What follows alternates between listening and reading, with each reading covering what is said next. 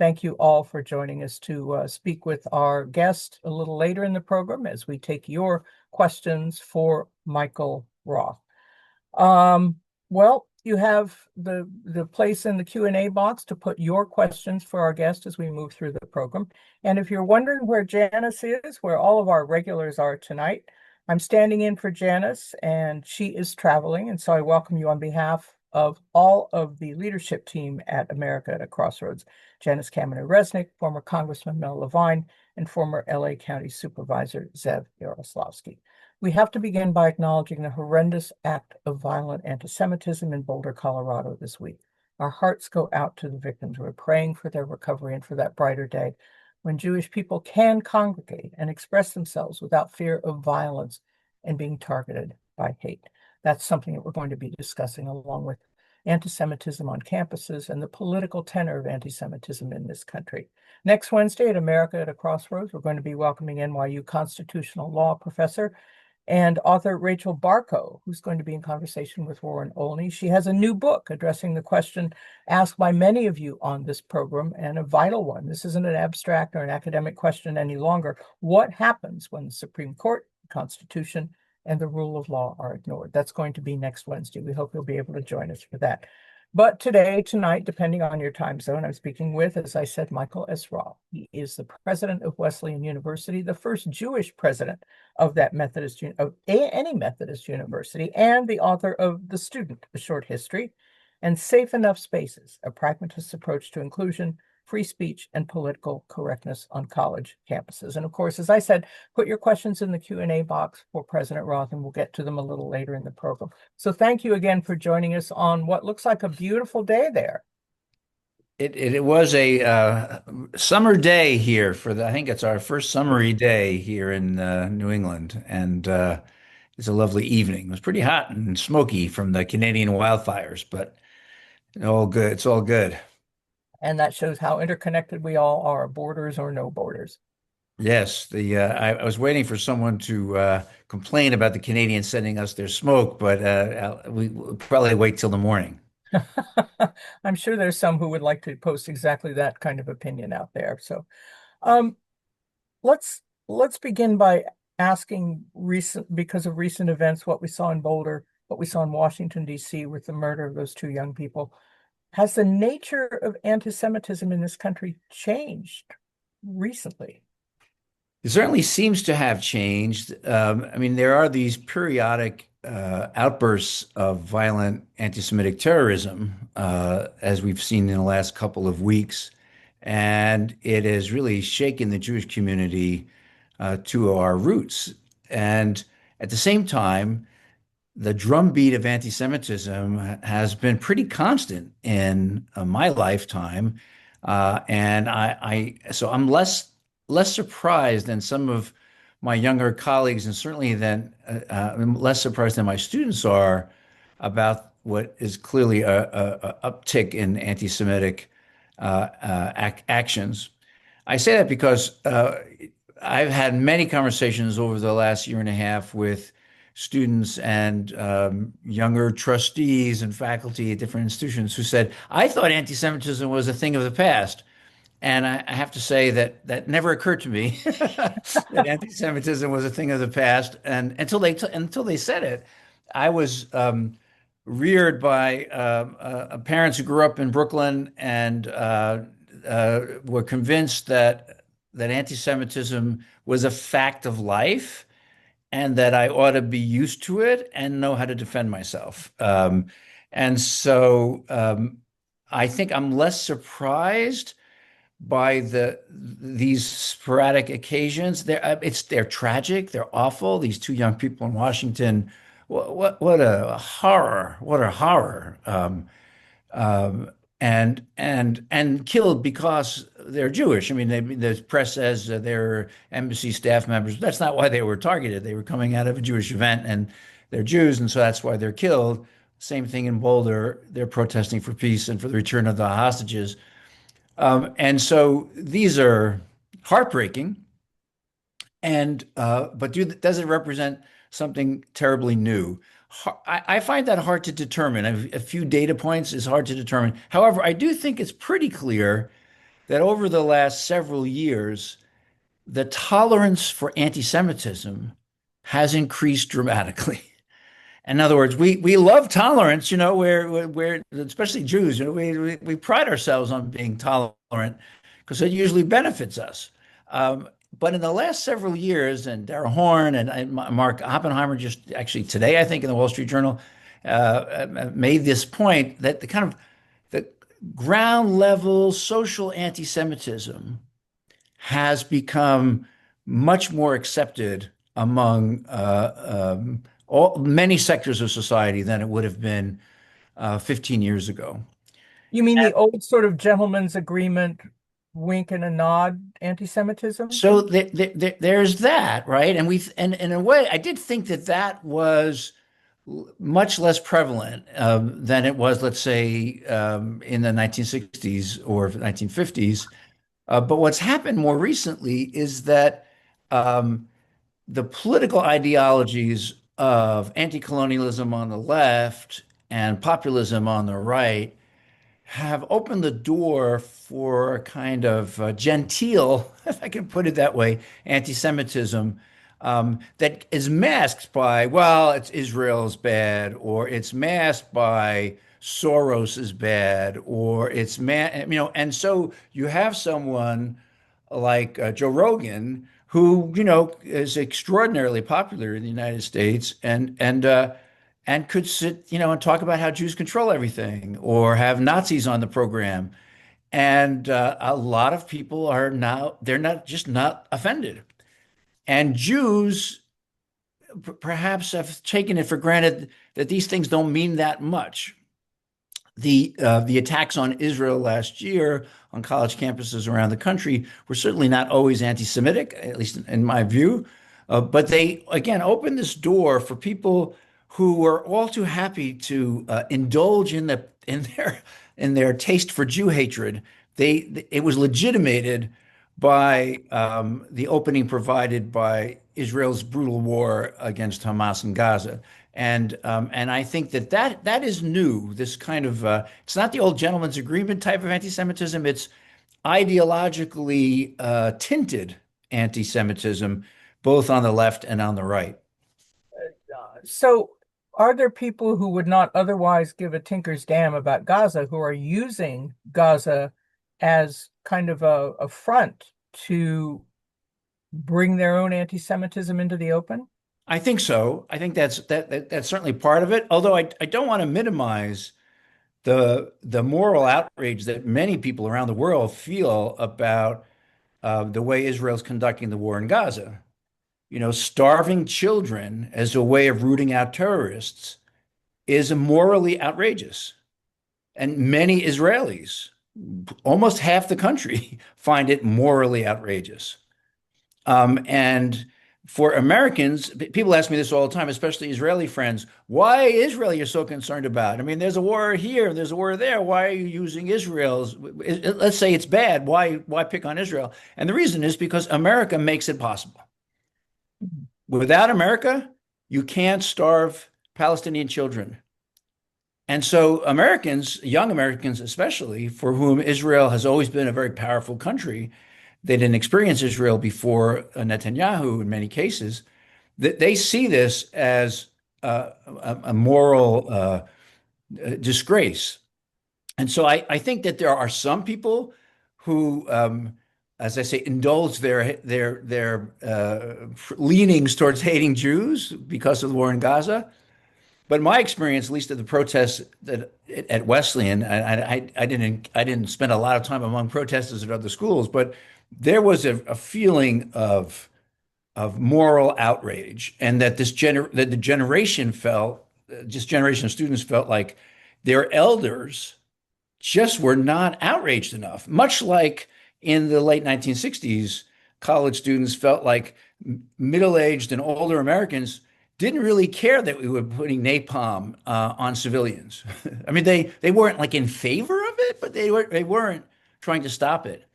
And so college students cared about Vietnam, not only because they might be sent there to fight, but because it was on their television sets every night, and it was disgusting.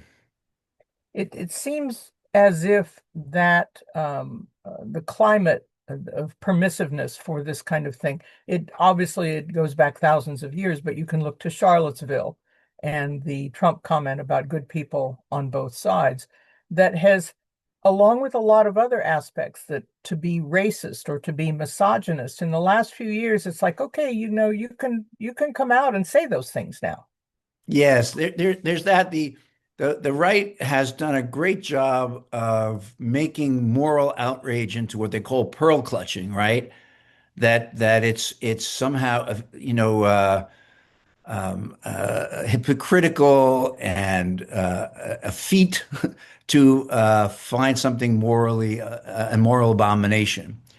And so it's certainly true that in recent years there's a cultivated glee in watching some other people suffer, as long as they're the enemy, as long as they're the enemy. And I think we see this in a different framework. I mean, we're not starving the people at Harvard, let's say, as it's being happened in Gaza, but there's a certain amount of glee in seeing, for many Americans, in seeing a very rich elitist institution like Harvard being attacked. And people who say, well, what about the rule of law? What about the Constitution? They're seen as somehow not in the flow of populist energy, and I think that the toleration for uh, moral outrageousness has in the last several years has increased. And I mean, you can't blame everything on Donald Trump. I mean, but he's certainly a symptom of that, and he's accelerated that. In other words, he and his minions, they actually seem proud of their unconventional behavior, morally speaking, and stick it right in your face. So for people today to say this is the most corrupt presidency in American history, it's so obvious, actually. But there's since they're doing it in plain sight, they're like, well, we're not hiding anything. We're the family's getting enriched by billions. You can see it; it's happening in real time. And so, and if you object to it, it seems like you're from this elite quarter of society that still has moral objections, and that is a real degradation of the political culture in this country. I think even a conservative writer, I shouldn't say even a conservative writer like David Brooks pointed this out recently that selfishness, a lack of empathy, have become valorized in the current context. And so when people complain about prejudice, bigotry, and anti-Semitism in particular, they're seen as somehow out of sync with the amorality and celebration of selfishness that rules the day. In a few minutes, I want to get to something you are a firsthand expert on, which is campus protests, and to talk about the nature of campus anti-Semitism. But in mentioning Trump and the permissiveness of that climate of anti-Semitism, whether it goes back to uh, Nick Fuentes or Kanye West being received at Mar-a-Lago, or the kind of transactional selective outrage that Trump seems to have practiced. You wrote in the New York Times last month that when Trump was pledging during the election, I promise to you, to Jewish Americans, I will be your defender, your protector, the best friend Jewish Americans ever had in the White House. This is only when it suits him, when Yeah, it's some benefit to him. yeah. I mean, and then just that's followed by saying that they're going to what was the phrase that we're going to revoke Chuck Schumer's Jew card, that they're he's not going to be Jewish anymore because he's an enemy of the administration.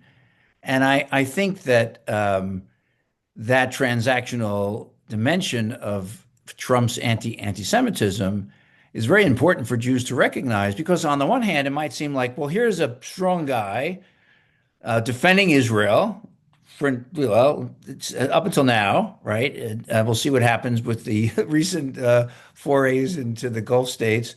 But he's been defending Israel, and he's been very loudly attacking anti-Semitism in certain places. And so there's a tendency for Jews, and especially Jews of a certain social class who also will get a tax break like other people in that class, to say he's good for us, he's good for the Jews. And the point in that piece that I wrote for the Times was that aligning yourself with a dictator or an authoritarian because he happens to, for now, say he wants to help you is a very bad long-term strategy for any group, and especially for Jews. And we tried that with Stalin, as one might remember. And then Stalin, he was the best friend for the Jews until he wasn't. And so what we have to recognize as Jews is the best defense against anti-Semitism is equality before the law. The best defense against anti-Semitism is to call it out when you see it, to talk about why it's pernicious, why it's a form of bigotry and hate, and why it's unacceptable. And this has become more challenging in an atmosphere where there are so many people outraged by Israel's behavior. And it's more challenging, but as it's also more important because we can't identify criticism of the Netanyahu government or of the Israeli Defense Forces with anti-Semitism generally. And there's a tendency to do that for many people. For some Jews who are supporters of Israel, and for non-Jews who, for other reasons, want to see Palestinian rights never exercised. An example of what you're talking about was when Governor Josh Shapiro of Pennsylvania, when someone tried to burn down the governor's mansion with his family in it, that Trump didn't really come forward and express his sympathies or concerns about this. Ditto with Boulder. He would denounce the attack, but his recently announced travel ban does not extend completely to Egypt, which is the country where this particular suspect came from. So that selectivity tells you what about Trump? Well, as you said, it's transactional. What's going to work to increase the power of the executive, in this case of Trump? That's the issue. In all of these activities, what's going on in the last few months is a concerted effort to increase the power of the executive branch at the expense of the other branches of government, and this is what really concerns me, at the expense of civil society. One of the ingredients to American freedom that has been so important since the founding is that we have a whole network of associations and societies and towns and villages that have a relationship with the federal government, sometimes very much dependent on the federal government, but they operate with a great amount of independence. You're not the boss of me is a great American phrase. When my parents used to tell me, you have to go, you can't have any more ice cream. I'd say it's a free country, and it's that didn't work. But that's that spirit of autonomy has, for hundreds of years now, animated democratic culture in the United States. The opposite of that is when you try to get all of these things to align with the leader, what the Nazis called Gleichschaltung, coordination. And what the Nazis did in the 30s was to say, we want to have everyone lined up with the party. You have to be in sync, coordinated with the party. And that's why recently when Secretary McMahon from the Department of Education said that we should only support research that's in sync with the administration, that's so un-American because the scientific research or religious worship or the way law firms operate or towns operate doesn't have to be in sync with the administration. They have to, of course, be within the law.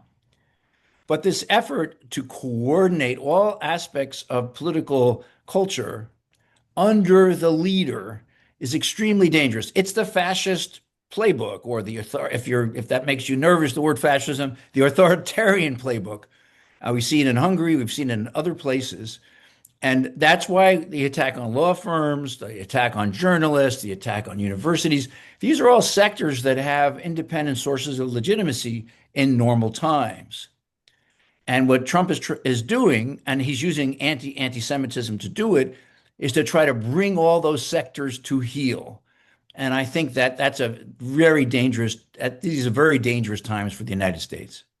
We'd invite your questions in the Q&A box. I'm talking with Michael Roth, who's the president of Wesleyan University, the first Jewish president of a Methodist university for what, 18 years now?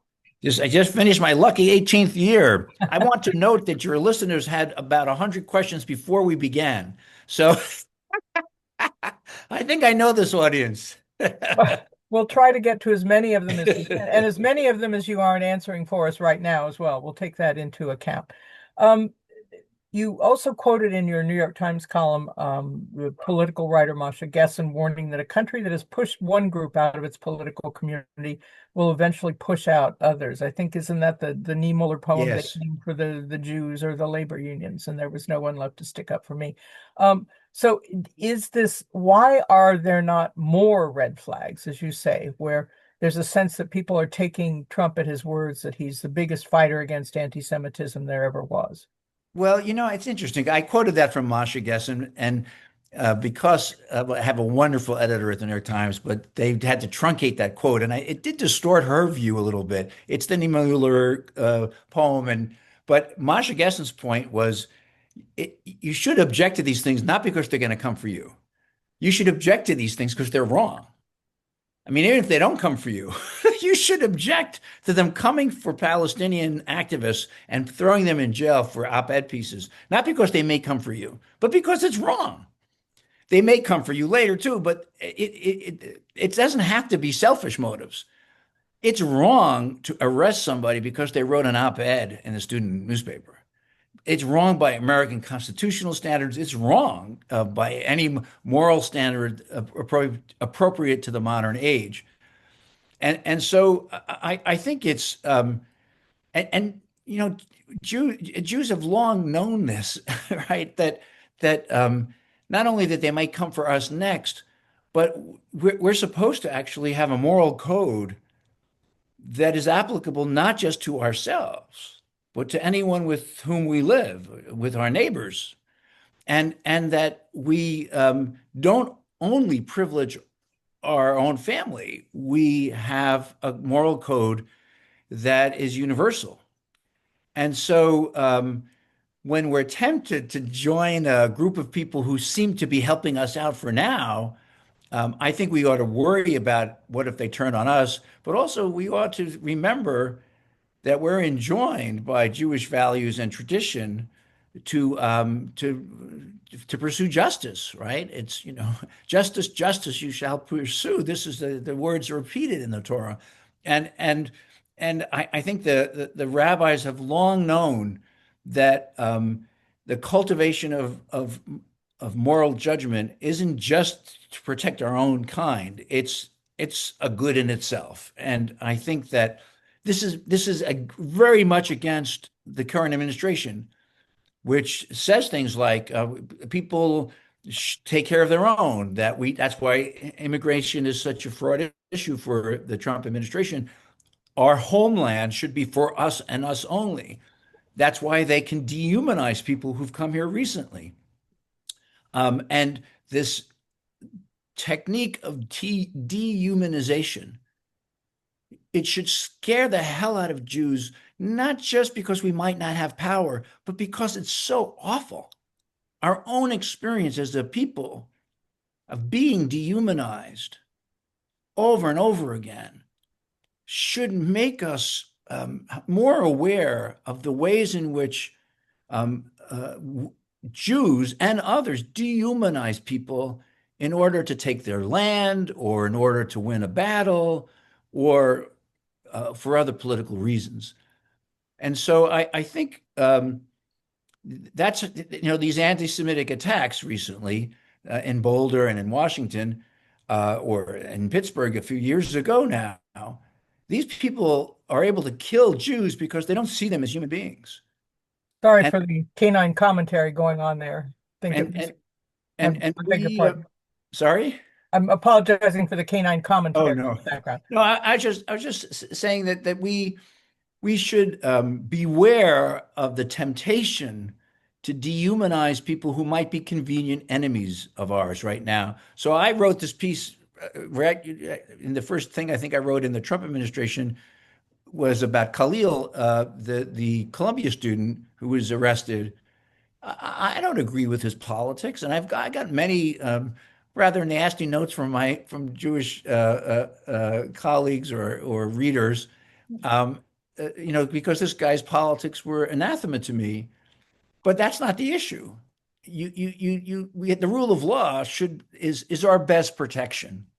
The rule of law allows us to cultivate better lives and to live in a more moral ways. And I think that in a climate where anti-Semitism is growing, it's going to be harder because we're going to want to stick together to defend ourselves. I get that. And I feel that myself. I think it's horrific, these murders and these attacks. But to imitate the dehumanizers would be a tragedy for us.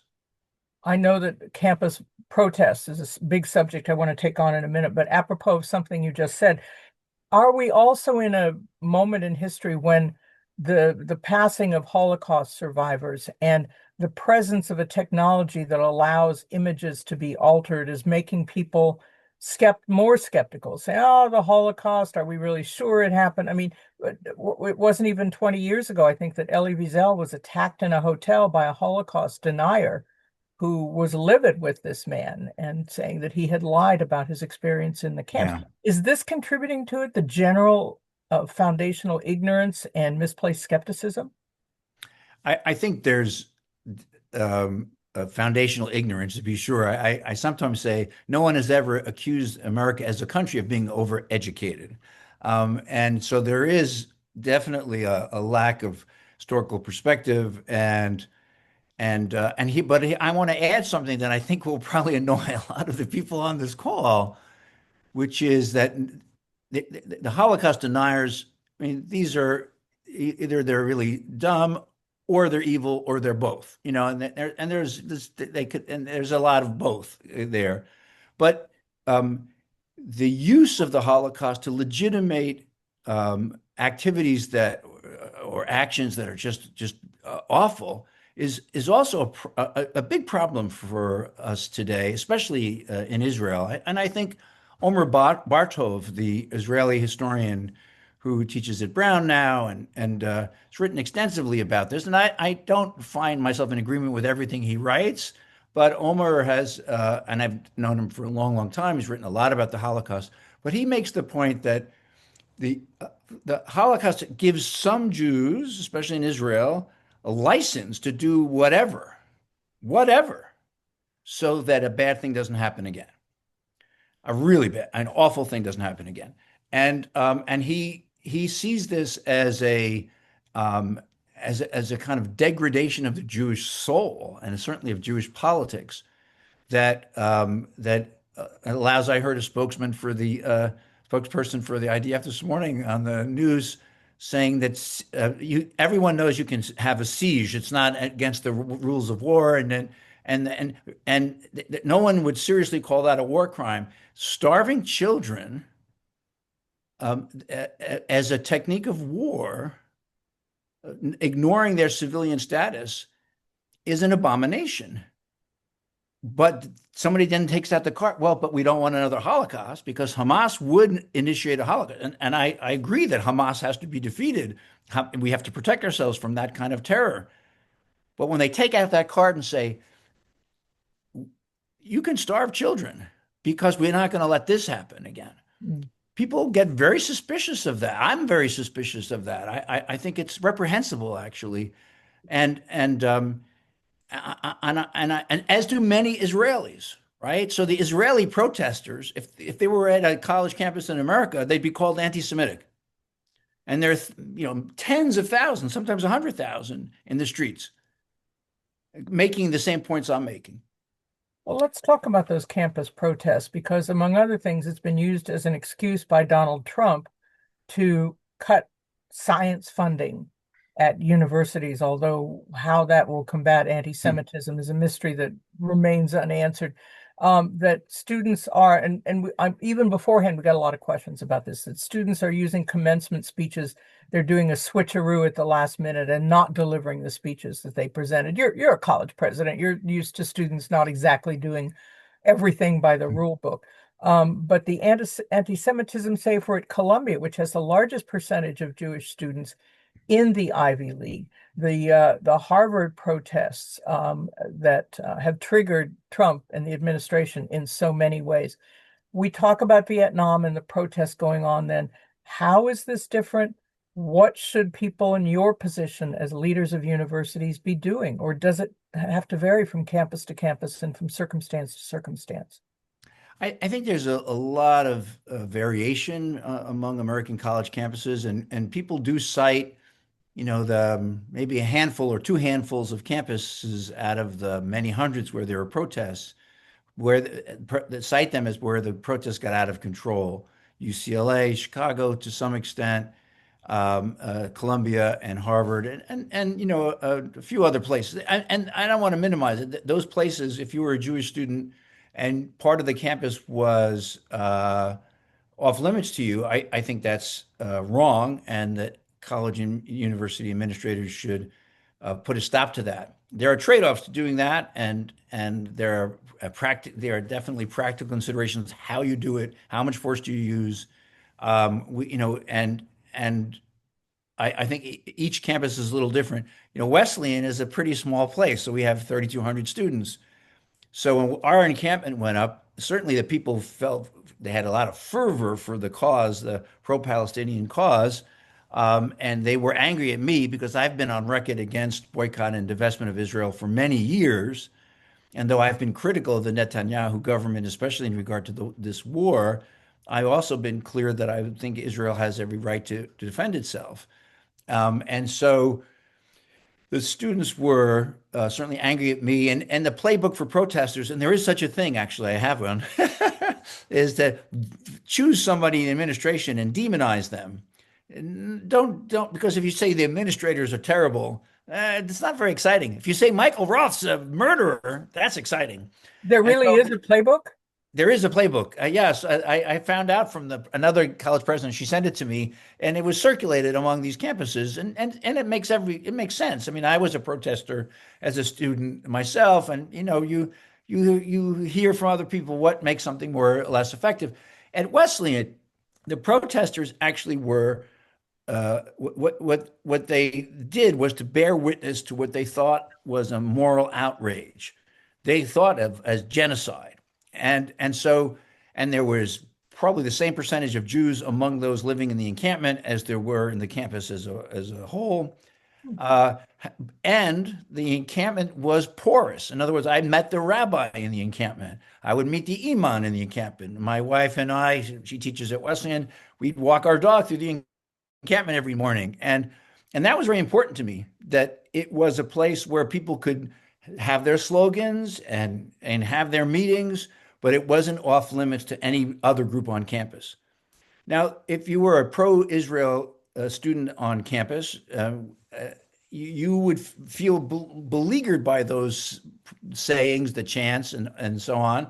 I understood that. I actually reached out to students many times to talk to them about how they felt in that regard. But I also thought that those slogans and statements were protected speech. They were political. They weren't saying, Roth, you Jew, you will die. They were saying, from the river to the sea, Palestine must be free. Now, I don't like that slogan, but the fact that I don't like it doesn't mean it's off limits to people to chant. Someone pointed out to me that a student chanted that one of our trustees' name and said, Smitty, that's not the name, but I'm use a false name. Smitty, how many babies did you kill today? They used that on LBJ in the 60s. Exactly. I thought it was anti-Semitic blood libel. And then one of my friends said, I was at a friend's house and his kid said, hey, Dad, that's what you guys used to chant in the 60s. And then they chanted it for Condi Rice. It's evergreen. So, and so I think that it's really important that people feel safe to express their religious observance, their identities, and I think they did at Wesleyan. They weren't. It wasn't clear that was happening at Columbia or Harvard. That there were many Jews who felt unsafe because of their identity on campus. That should not be allowed to happen. How you prevent it is complicated, I'm sure, especially at a larger campus.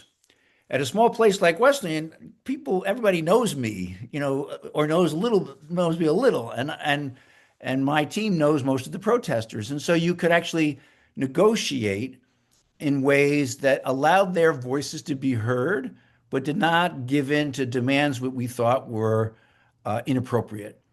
And so I think around the country, so I'm on a panel with some presidents soon, and one president said, my campus, it's a panel for free speech. It's about how we all love free speech. And this president said, my campus, there were no protests. And I said, well, that's a funny way to say you have a lot of free speech. I mean, I don't. In the beginning of this year, school year, I wrote a piece in the Times that said I want my students to be more political. Now, what I meant by that was I wanted them to go work for political campaigns, and I made that clear. But I didn't want them to be just studying or going to a basketball game or smoking dope. I wanted them to actually be engaging with the issues of the day. And the issues of the day include the war in Gaza. And so even though I may disagree with the position of many students, that really isn't here nor there. As long as they stay within the time and place restrictions we have and they're nonviolent, then I think my job is to protect them and their right to voice their opinions. What are the boundaries of free speech when you have a lot of students at commencement who delivered speeches that were not what they had been expected to deliver, that they turned out to be denunciations of what Israel is doing in Gaza? And a lot of parents, at least you heard here and there anecdotally, that the ceremonies have been hijacked, that they'd been turned into an arena for something that was not about celebrating student achievement.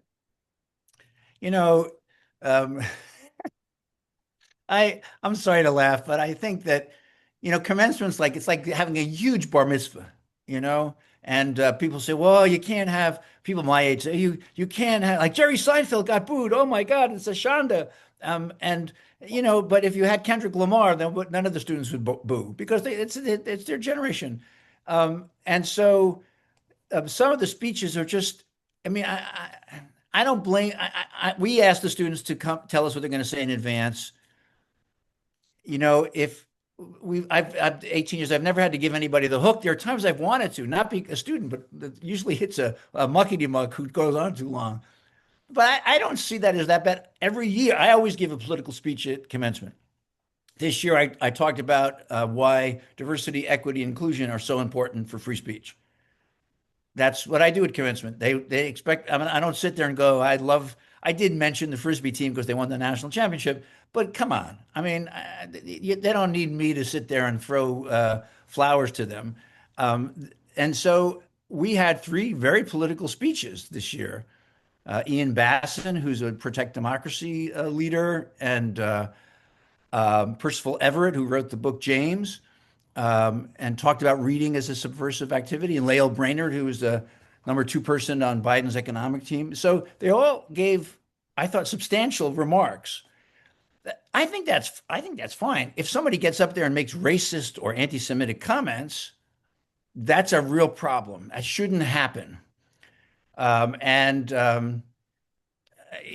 think the school, but what you do do you punish somebody for saying it's like punishing I don't know, like at a bar mitzvah, if Uncle Jack gets up and starts telling a dirty joke that's really inappropriate, what are you going to do? Are you going to really throw him in jail or something, or kick him out of the religion? It's embarrassing, but I guess I don't see that as that big a deal. And I think some of this performative disciplining of people like NYU and MIT, I think that's just trying to cater to the Trump administration. Well, let me correct one statistics I gave. Columbia has the second highest percentage Yeah. of students in the Ivy, not the first. But we're about to go to our questions from the audience, and thank you all for putting them in the Q&A box. But before we do, it strikes me too that students, certainly ever since the 60s and I don't know, maybe even back to Germany and Heidelberg, have been an easy political target because they seem to be privileged. They seem to be educated. The idea of liberal arts is often misinterpreted, the phrase liberal arts. And then by doing so, by saying we can't let these students get away with it, so we're going to cut billions from Harvard, we're going to cut billions from Columbia and other universities, which cut programs that have nothing to do with Gaza, with Israel, with student free speech. It's almost as if that in itself, the students are being manipulated or used rather than manipulated as a wedge to do what the Trump agenda really is, which is go Yeah. after some of these schools. Yeah, I think that to me that's very clear that this is the Chris Rufo approach than the Heritage Foundation Manhattan Institute. They think the university has become a center of indoctrination and they want to take it down. And they know that you can deprive the history department of a couple of $100,000, but it's not going to really hurt the university. If you deprive the sciences of hundreds of millions of dollars, it hurts the whole university. So it's a pain point for these schools. And it's so counterproductive, Pat, because American science is everyone agrees around the world, preeminent in the world. American colleges and universities still attract more students from around the world than any other country in the world, and they want to study here because it's the best educational system. It's not perfect. It has lots of problems. We could do a much better job. But attacking the research dimension of these universities is shooting oneself in the foot. Really, it's so counterproductive. But the point of it is to make the school say uncle, is to make the school say, Mr. Trump, you are the boss. And I think it's as simple as that. And that the fact that they didn't say that is for this administration outrageous. They don't kiss the ring. And I don't think they can actually. They probably Harvard was not like an activist administration. They were really trying not to get in too much trouble, and the administration made impossible demands. I wrote this book called The Student: A Short History, and my point in that book is when you're a student in universities, really since the late 1800s, you get to practice freedom.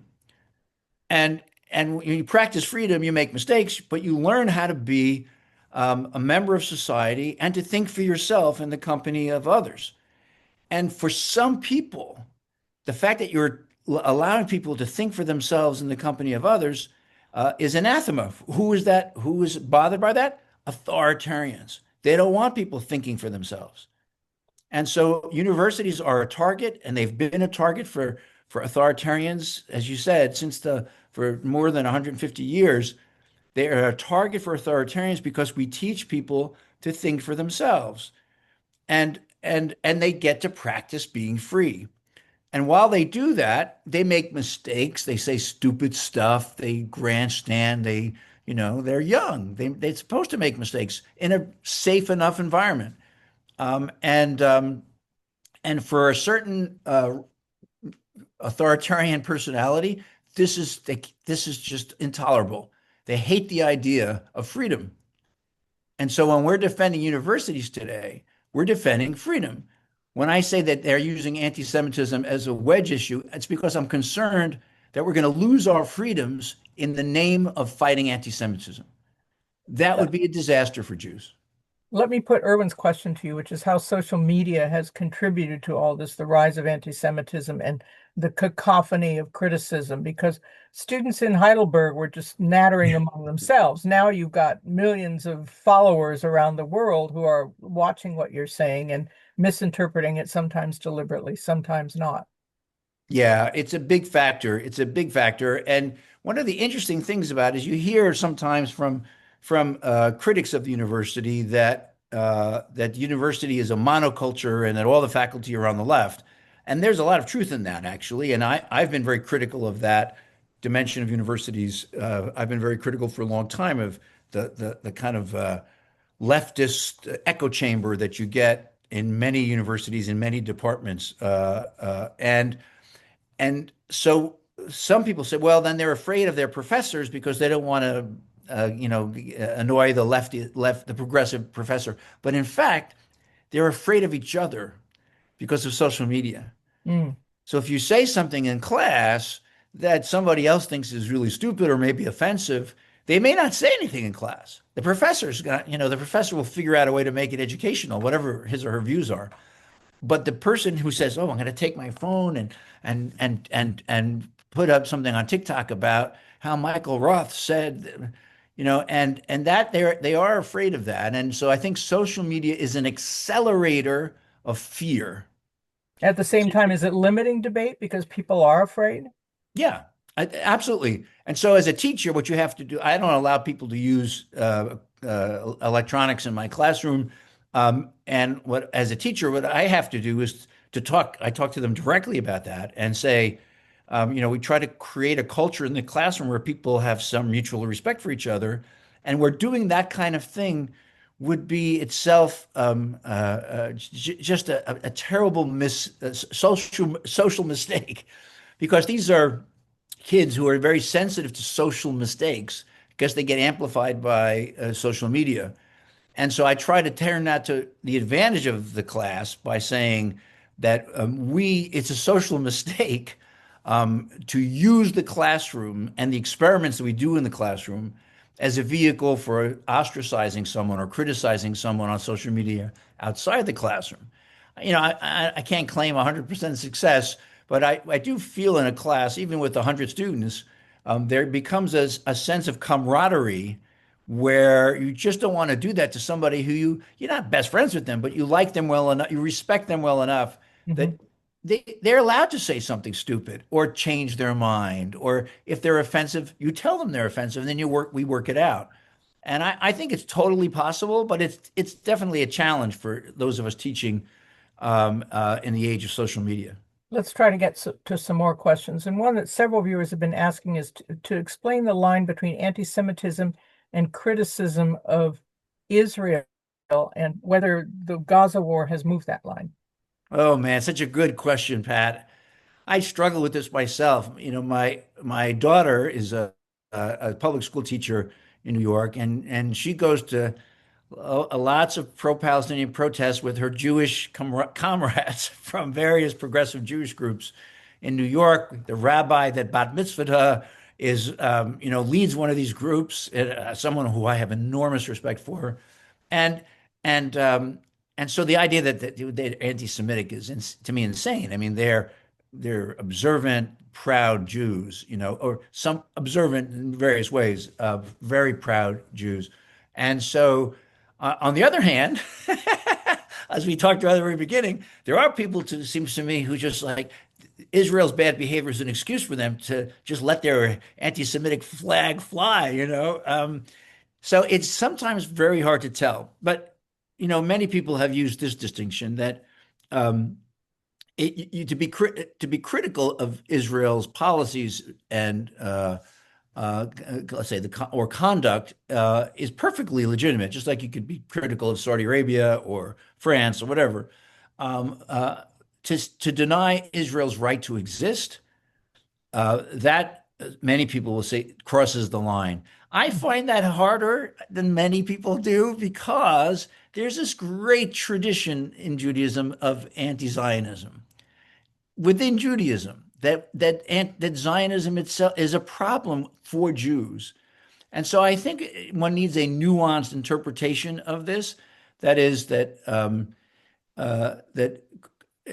for many young people, Israel is a military behemoth. I mean, for them, Israel is not the Israel of the '67 war; it's the Israel of Netanyahu and the occupation.